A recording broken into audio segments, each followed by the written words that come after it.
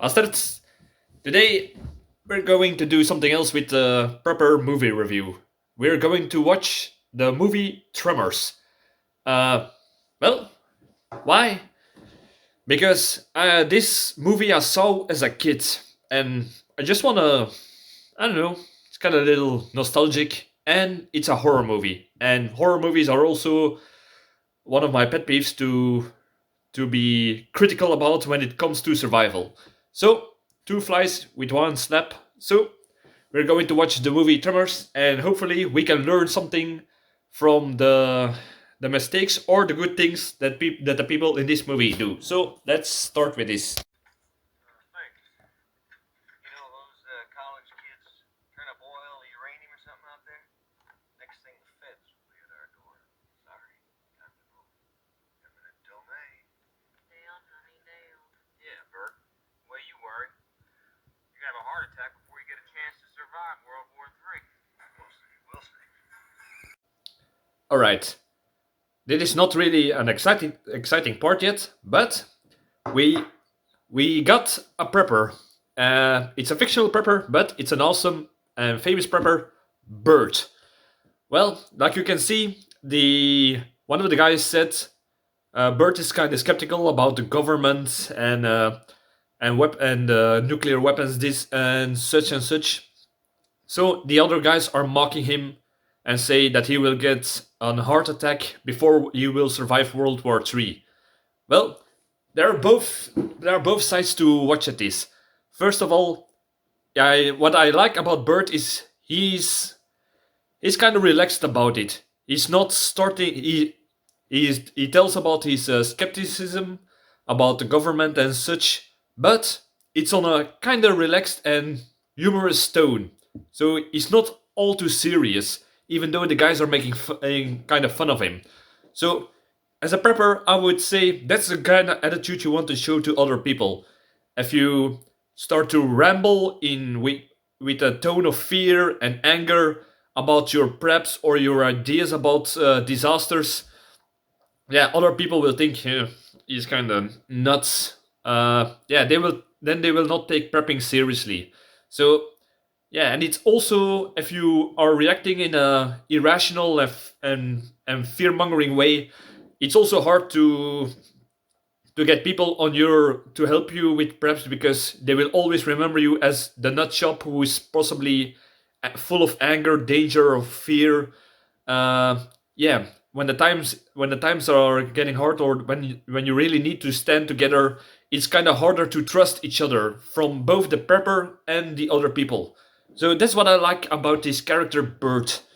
Uh, yeah, he's kind of relaxed about his lifestyle to say. So yeah, this is what I like about him. Uh, and the other thing is that the other guys are way too relaxed. I don't say they have to immediately. Yeah, I know it's they are doing it on a kind of also a humorous way, but there. I just want to mention this that a lot of people have this kind of perspective upon preppers that they are by the way they think and they prepare and act and put it into their lifestyle that they're automatically nut jobs. If to be honest, I don't care if people do that, but they will I will always try to convince such people in a positive way. At my work, we once had somebody who worked there temporary, and I told him about my gardening. And this reminds me a little bit about the situation because I told about my gardening that I grew potatoes, and the reaction I will never forget. I will never forget that reaction that he gave. He was like, "Why would you plant your own potatoes? You can just buy them at the store."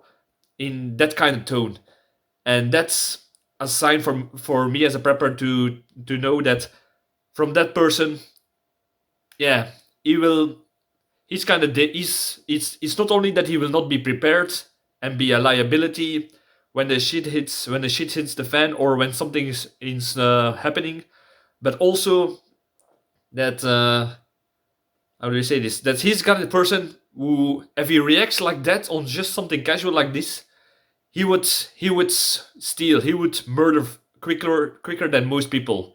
That's something that I always keep in mind when I get such a reaction when I casually mention prepping. So, but whatever, I'm starting to rambling here. It's movie night, goddammit. Right. What? A murderer, man, a real psycho. He's cutting people's heads off. I'm not kidding. They're pulling our chains. All right. So the two guys discovered that at one of the ranches, all the sheep were like killed in a really violent way, and one of the farmers disappeared, and only his head was laying on the ground with all the blood. So yeah, the sandworms probably ate everything. They don't know yet what's going on. They, for all they care, the two guys think that it's because of a psychopath who killed everybody.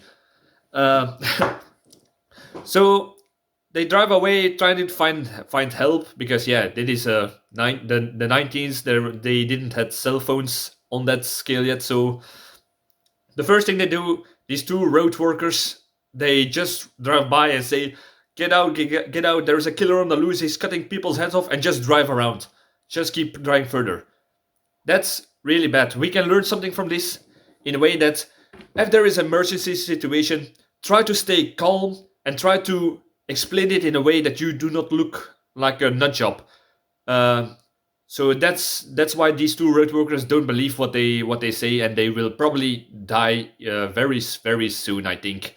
So if there is an emergency situation, like there is somebody wounded, or there is a robbery aggressor, who knows what, try to remain calm, even if lives are even in the life of that situation, because yeah, first of all, people won't believe you or they will not understand you. That is just like in first aid classes that they will teach you. Try to explain through the phone or to somebody else on with a calm voice exactly what's going on in great detail. That will save time, so it will save lives. So that's something we can learn from this. Yeah, just what I wanted to say. Won't be on this one, you damned old town.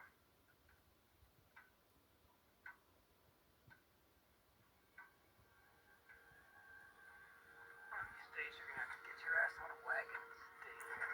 Jesus, how am I gonna let go of next to you? Climb towers and drag your hairy ass down.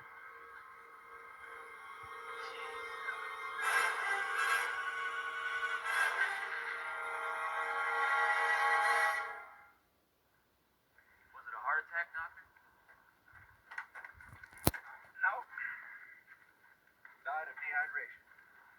Thirst. Well, that doesn't make any sense. That takes a couple of days, doesn't it? Maybe even 3 or 4. You mean he sat up there 3 or 4 days? He sat up there just died of thirst? All right. So the two guys were driving around and they see somebody sitting in an electrical tower of a power line. So yeah, they first thought it was just one of the local drunks who climbed up and passed out. But yeah, what they don't know yet is that the guy was chased up to it because he could not stand on the ground because the tremors, the sandworms, are otherwise going to eat him. So yeah, the guy was sitting in the how in the power line tower, and they wanted to get him down, and they discovered he died of a dehydration.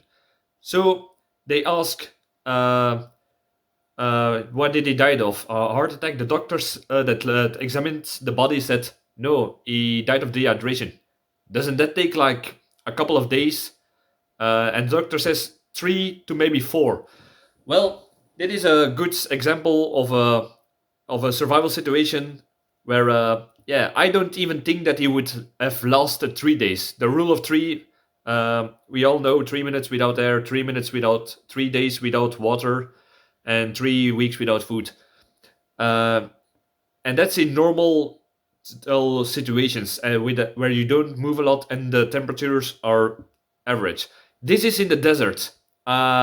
It's probably very hot, so I don't even think he would last 2 days.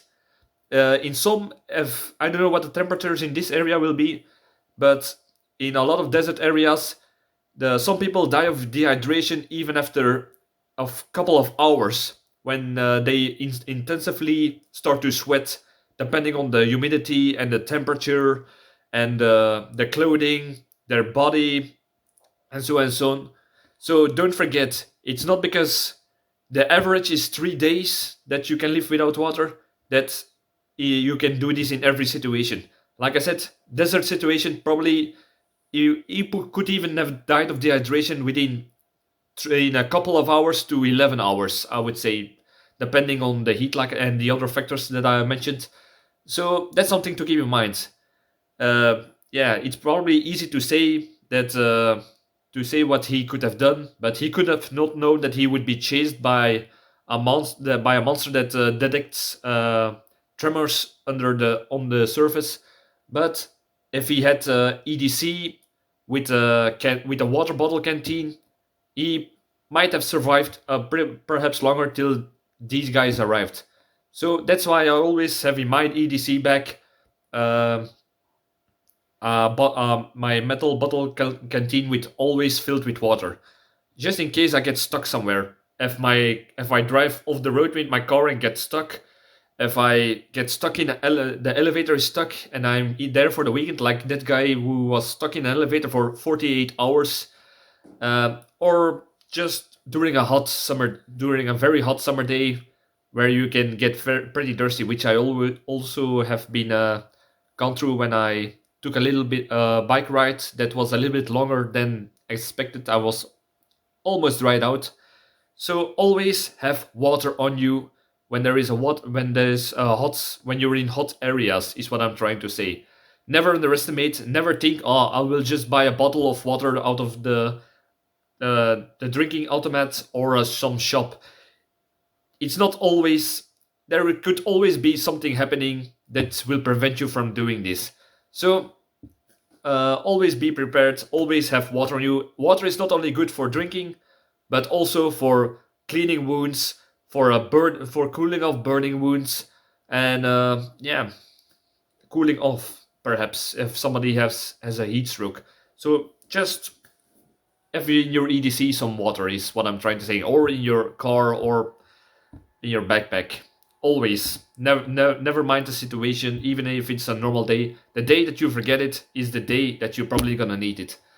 Ugh, sorry for rambling about this, but yeah, it's why I'm here for. Well, thanks, Heather. Well, hope we don't need to use it.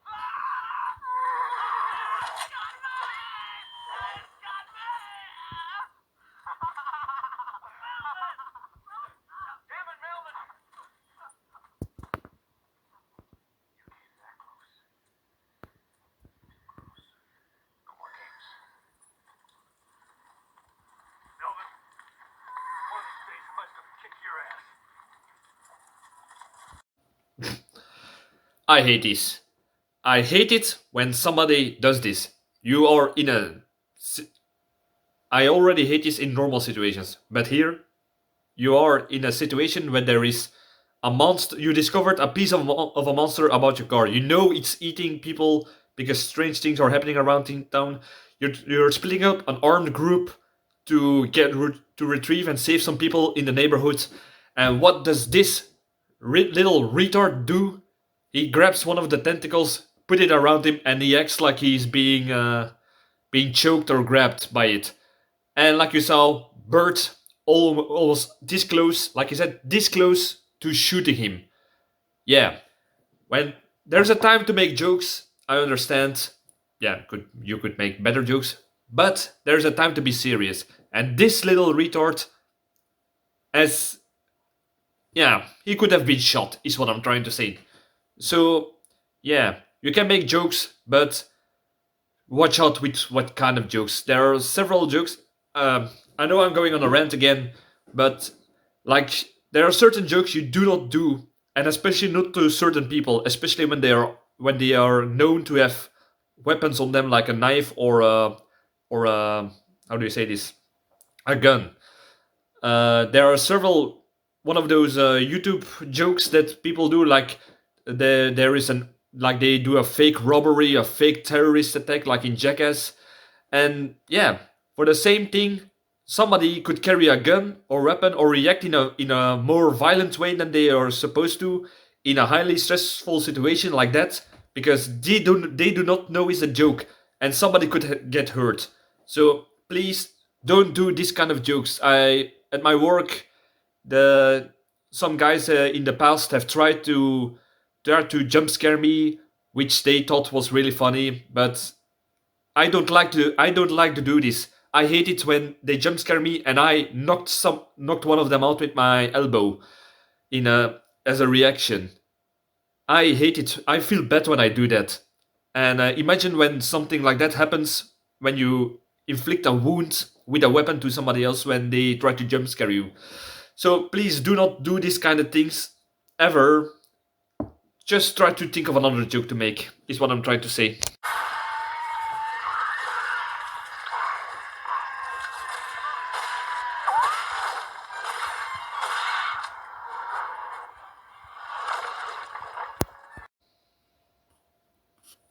I hate this too. I hate it with firearms. I hate the trope in the movies where they do hip fire, especially with the monster. Like you saw, he started to shoot from the hip with his Winchester, and he perhaps only once hit the monster. Earlier, he shot while he was aiming down the sides. He shot one of the tentacles with just one clean shot. Here, hip fire, hip fire, hip fire, hip fire, and he missed almost all of them. That's a bad strategy. I know they're scared of the monster that appeared from under the ground. They're in shock. Yeah, I know. I understand. They're not trained for this kind of situations. I don't think they were in the military. But please, always remember when you have a gun has limited ammo, and if you start firing blind in stress, in panic, you will run out of ammo, and your aggressor, whether it's a terrorist, a robber, a monster, uh, it will come for you. They will make advantage of that. As long as you have a gun and a bullet and at least one bullet, you can keep most things at distance. So yeah, that's the tip I'm going to give here. It's going to be obvious, but aim down the sights and be conservative with ammo. It should be one shot, one hit, one kill in the best situations. If you have hit it once in a vital spot, hit it twice, double tap till the threat is over. That's my tip for this. Yeah, I don't know why, but it kind of pisses me off when I see something like that do, especially in zombie movies where they start to hip fire and then they hit 30 zombies in the stomach. They do not get down because they know need to get shot in the head and then they get overwhelmed. Oh no, got no ammo. Well, too bad for them. I kind of, yeah, it's kind of pet peeve of me.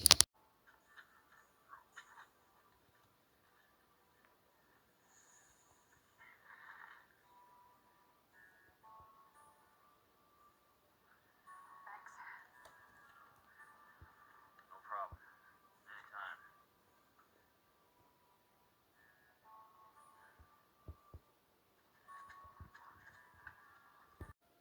This might seem like some small thing, but they have been chased onto these rocks by these sandworms, and they discovered that they sense the prey by seismic vibrations onto the ground. So as long as they stand on hard surfaces, the sandworms cannot get to them.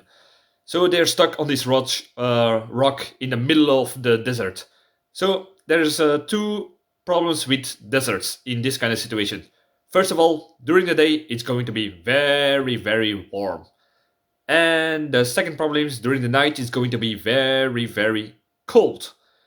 So that's kind of a contradiction, but people die in the desert because of hypothermia.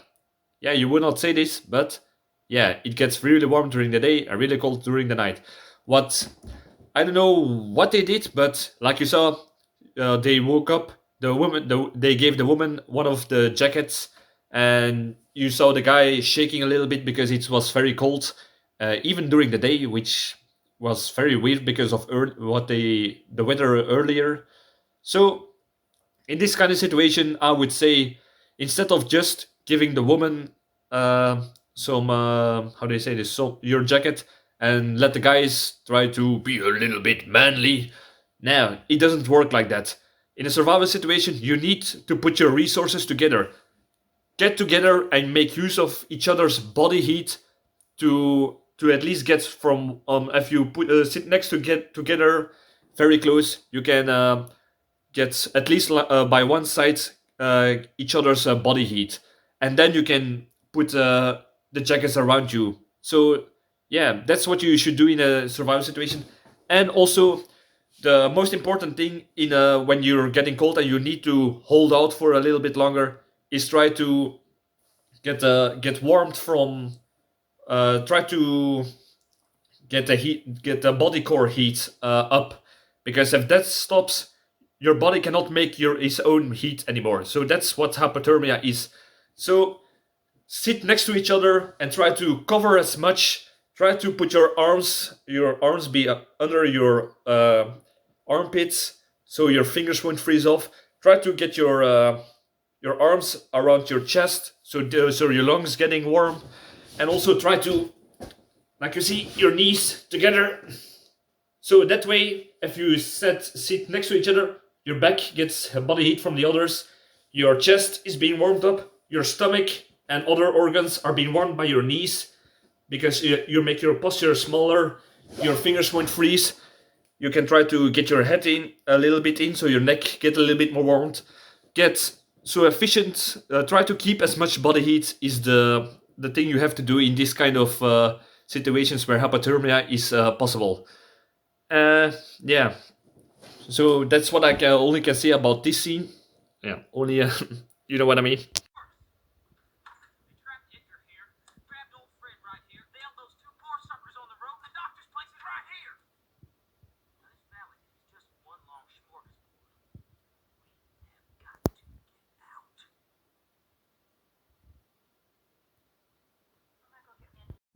So the villagers of this town are now trying to talk about what their plans will be.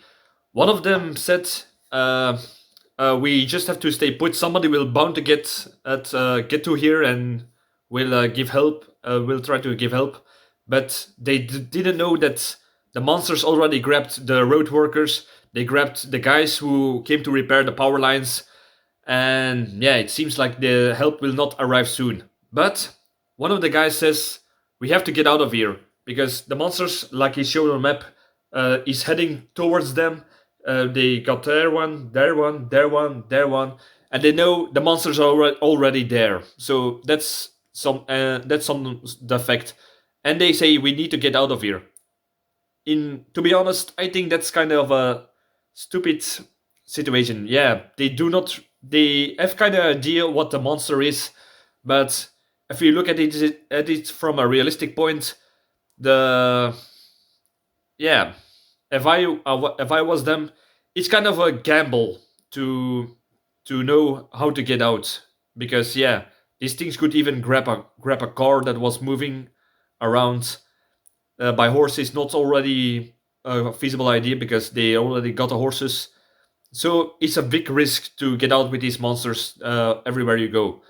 So they're in a store with a lot of food. They have water, and yeah, as long as they are on hard surfaces, they can keep it out. These humans have enough food to last for a long time. If we look at the size of these monsters, we saw it was as big as a car, and by the rates that these monsters, I think it's one monster, are eating. How do you say this? Eating big things like humans, cows, sheeps, and and people. It seems like they have a quick metabolism, probably because they have to dig constantly because they're moving underground, which will take a lot of energy. So if I was them, I would conclude these monsters need a lot of sustenance to survive. If it was that, so yeah, a human could perhaps with all the food they have, they could stay a little bit longer till the monsters cannot find any more big prey, because I do not think these monsters hunt for small game like like lizards or birds. I don't know about that, but yeah, they will soon run out of big preys like humans and sheep and cows. So I think it's too big of a risk to get out, because yeah, the monster could grab their vehicles and them trying to escape. Well, and if they are stuck somewhere, they could get hypothermia. They could die of thirst, dehydration. They could be grabbed by a monster. They could die of overheating.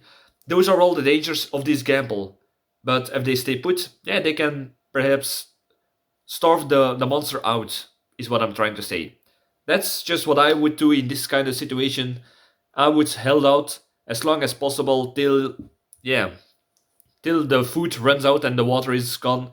And when the moment is there that I can that I would see that the rations will be running out, then I would make my mistake, my escape. But not now with this little information they have. So think think of that. If you, yeah, and people will bound to come to them, because yeah, road workers are dead, and the power line guys were also dead that came to repair the things that the monsters already destroyed. So those are already four people that has died.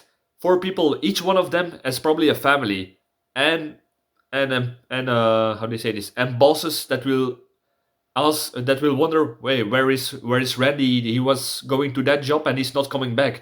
I will call the police. I will send and word to it to know what happened, and that way help would eventually arrive, I would say. So yeah, that's what I would do in this kind of situation.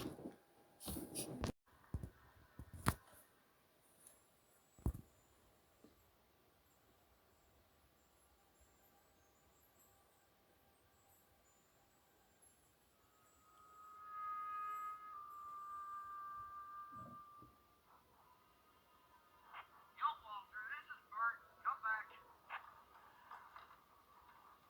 Walter, anybody copy? I'm waiting. Walter, you there? Come back. Okay, I got it.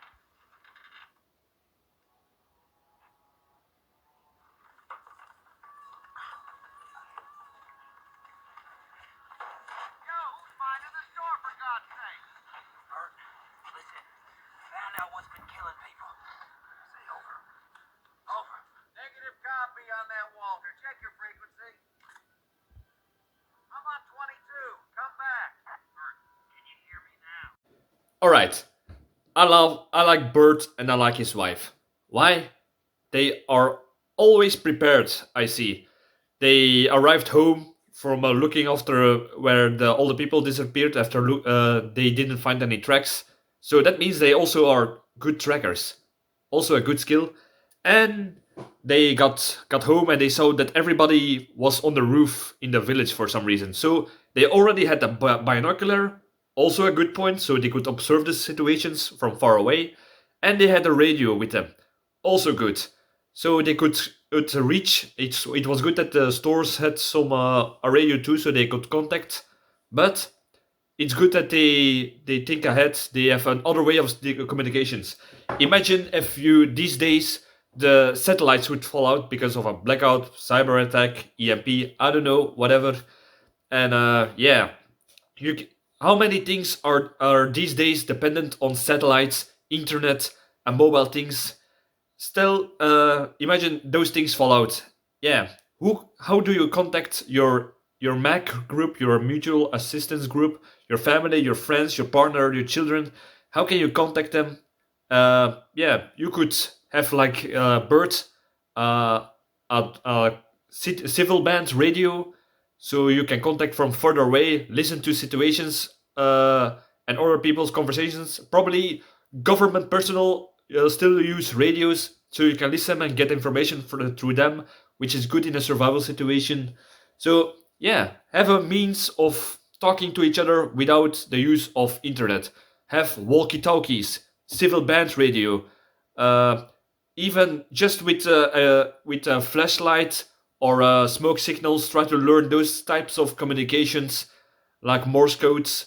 or something simple like that. That way you can still communicate in a survival situation. So that was very good. Uh, so they are now stuck on top of the on top of the roofs of the village. So yeah, the moment they step back on the ground, the monster will get through them.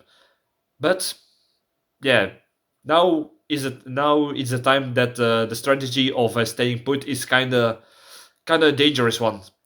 The thing I would perhaps try to do is try to make the monster lose energy by they are spread out. So if each person at one turn try to poke with a stick on the ground and try to lure the monster away. That way they can and get food from beneath the stores and get back up before the monster returns, and they can throw it to each other, and that way they can live longer with food, drinks, water, and that kind of stuff.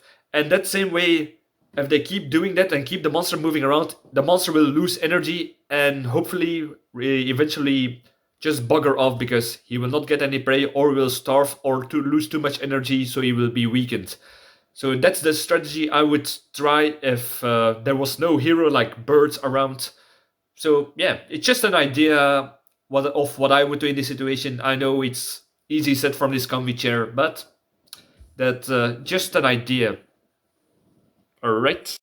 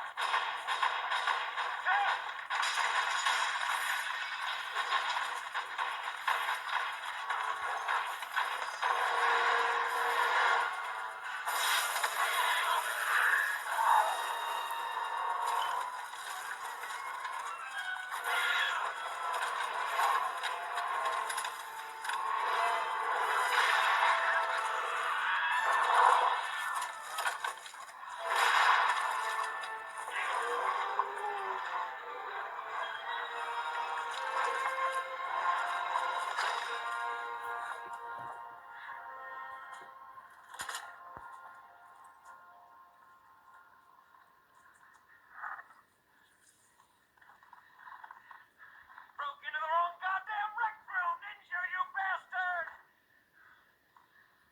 We killed it. They got that. Bert, the original prepper. Well, good things and bad things about that scene. The good thing, it was freaking awesome. The bad thing, well, in the beginning they did aim from the sides, which was good, but yeah, it really doesn't matter because it was at such a close distance that even hip fire would be accurate enough to shoot him. What I just want to mention is for all the people who think this scene is awesome, but it's not really realistic because they already had all the guns were loaded, which is a safety hazard. You do not want all the guns like you saw. They had a lot of guns, but every gun was loaded. They had, which is very dangerous. If you do this at your home, and your little nephew comes at visit and he sees that on the wall, he's going to do some accidents while playing looky look. And if there is a burglar in your house and he finds those guns that you stored everywhere and they are loaded, now the intruder or aggressor has a gun, which is also a bad thing. So safety wise, Bert is kind of disappointing in that. Second, all the magazines were loaded. Well, there is one thing you should know about guns, and that is if you have a magazine, if it's from a pistol, from the shotgun, from the loading tubes in the shotguns, from the clips, the magazines of the assault rifles, and even from the, how do you say this, the intern magazine from the bolt action rifles. Yeah, those are being loaded. Those have springs in them. If you loading all those clips, magazines to the full extent, yeah, those recoil springs will be crushed down. Yeah, that's good in the beginning, but if you do this for a long time, they will start to lose their recoil, their spring, their sensitivity. So if you fire a gun, then it will sometimes not have enough spring action to push the bullets above. So that's the thing. You cannot load your magazines and expect them to use them within a few months or even a half a year. So that's kind of dangerous. That way you're ruining your magazines, your intern magazines, your clips. So yeah, that's also a big mistake from them. But in their case, lucky they did it because they could all use those firepower just to unload it on that big mole monster. So yeah, that's it was an awesome scene. But those were the two main points that bothered me about this. But I'll prove it because it was freaking awesome. Mm. Mm-mm. There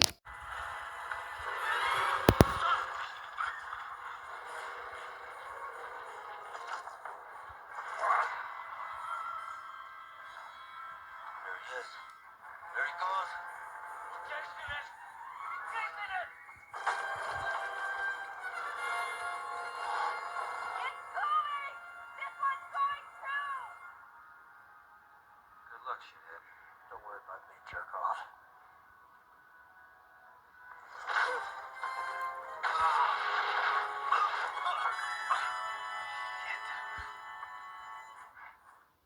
You suicidal son of a bitch.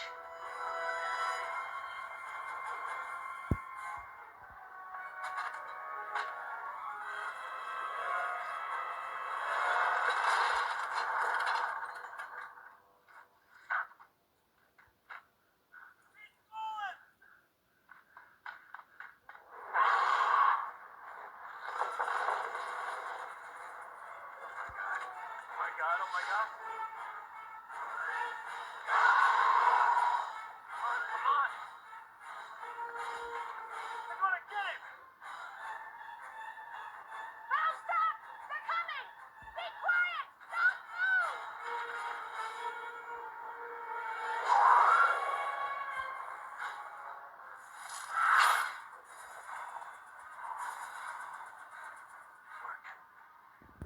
Right.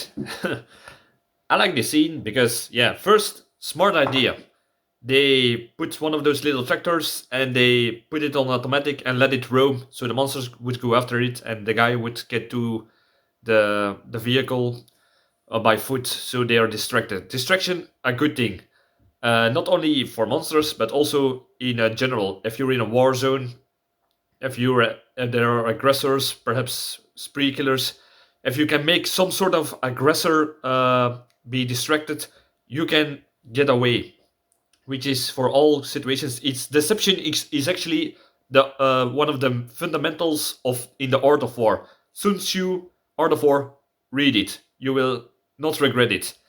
Uh, yeah, so that's good. They tried deception, which is good in a survival situation. Second, even the deception failed. So the car flew on his side. The monsters went after the guy who was walking, and then he did something that really amazed me. Actually, in this kind of, it was very smart. He just stood still. He knew that the monsters were attracted by vibrations and noise. He just stood still. So in fact, these monsters don't see him now. He's blind. He's blind to them. So that's a good strategy. The It's also because the woman observed it that they would not attack him. So she yelled at to stay still, which is very good. And here we can learn something else from. You can learn from this scene that improvisation, observation is key for survival. If you learn if you learn more about the danger, you will better understand it. If you better understand it, you can counteract to it. You can find new ideas, new improvements, new measurements to take on that thing. So it's just in everyday practical situations, you can adapt, observe, and then do. If you heard something on the news, don't just act upon it. Try to observe more, get more information from different sources of news to get a whole picture. Try to find out what's bullshit, what's not bullshit, what's true. Those are the things you have to do as a prepper in a survival situation. Observe, try to improvise, and try to act upon accordingly. All right. So yeah, it was a very good scene to be honest. And yet again, uh, what was it? Well, nah, never mind. It was just God damn. Armored transport.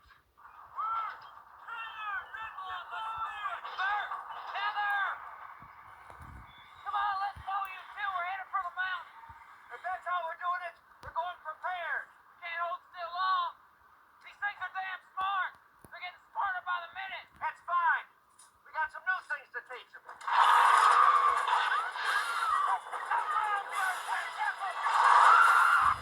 Bert, my man. So the guys who got the transport, some old how do you say this bulldozer with a armored car behind it. So the monsters, it's too heavy for the monsters to knock over, which is very good to escape. It's a very good improvised. I hope they will have enough fuel to get to the mountains where it's more safe to with the horde services where they cannot get to them, and they are now getting Bert and his wife. Bert, the original prepper like he is, has now a bug out bag ready. He's on the roof. He packs more ammo and explosive than food and water. So that's kind of the downside. Allee, from what I can see, I only see ammo, guns, and explosives. So yeah, I hope he has some water and food with him too. But I assume he is smart enough to do that. All right. Uh, yeah. So what we can learn from this: have a bug out bag ready, so you can. If you have to escape in within a few minutes because they cannot stand still with the bulldozer, they have to jump on it while they're driving by. They must have a bug out bag to jump that is light enough to jump that thing and to be mobile enough, so it cannot to be too big or nor too heavy. All right, so that's just in everyday life you should do. Have a bug out bag ready. Bug out bags are the first thing you have to make as a prepper, but the last thing to use to bug out with it. All right, so yeah, I like it. Wait a minute. What are y'all talking about? It's like they're giving up or something. They'll just wait out there to look at it. That's exactly what they do. Wait. Wait. For Christ's sake, we could have made a stand at our place. We had food, water. You can't fight it like that. Bert, you disappoint me. So I guess I was wrong about the bug out bag. They are now the monster had dug a hole in a path they took. They are now stranded on the rocks, and Bert is kind of pissed because he said we could have made a stand at my home. We had food and water, so that means he did not pack food and water with his bug out bags, only ammo. That's a big mistake, Bert. I expected better from you. So yeah, that's a bad thing. That's what we can learn from this scene is always try to set your priorities straight. Bert made a mistake that he only took weapons with him. So you forgot about the food, the water, and that way you have to also to think about your preparedness. If you're going to prepare, a lot of beginning preppers or some preppers who think they are too macho to grow potatoes. They are only focusing on the defense and the safety aspect of prepping. So they have all the military gear, all the training for weapons and military, but they do not know how to grow potatoes, for example. So yeah, If you only have weapons but no food, guess what you're going to do with those weapons? You're going to steal or rob food from others because you have a gun. That's what I always find a scary thought about preppers who think like that, who are only focused on the weaponry, the military aspects of prepping. So yeah, that's something to think about. So yeah, focus a little bit on everything and not on one thing, and not only on gear and ideas, but also on what could be a what scenario you could face. Some people prep for World War III. Other people prep for climate change. Other people are prepping for zombies or something. But if you only do that, that's a bad idea. You always have to prep from a certain standpoint in what do you need to survive. First, you need water. Then you need shelter. Then you need food, and then you need defense. Make defenses. A way to make defenses to protect those valuable assets that you have. So in that way, you have to prep for a little bit for everything. If you prep in that way, you are ready for like three quarters of all the scenarios that could happen. Uh, that's what I want to say with this scene. Run,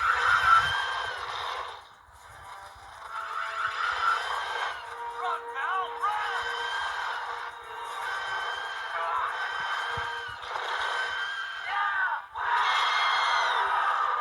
Can you fly, you sucker? Can you fly?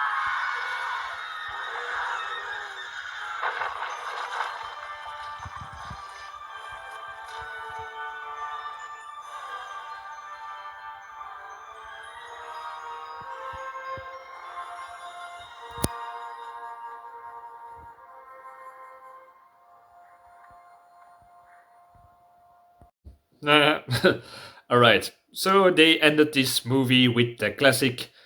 They standing on a cliff and they do the classic bull toreador thing where the monster goes after them. They jump out of the way. The monster falls off the cliff, gets squashed, and that's the end of the movie.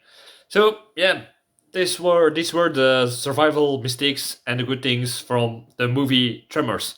Well, I was happy to see this old piece of nostalgia. It's kind of thing from when I was a child. So it was fun to watch again and to analyze it. So yeah, I know it's not a realistic survival situation, but yeah, that's why I like to watch movies to think critical about it, especially survival movies, but also like in this case horror movies. This was kind of cheesy, but I think I will do some more horror movie survival things. It's kind of a fun thing to do, and we can learn some basic things from the mistakes and the good things. So yeah, so if you enjoyed this, subscribe. I would appreciate it. Uh, yeah, if you got any other suggestions for another survival movie or horror movie to make a proper reaction review on it, just let it know in the comments, and I will look at it. So thank you for watching, and see you in the next video. Cheers.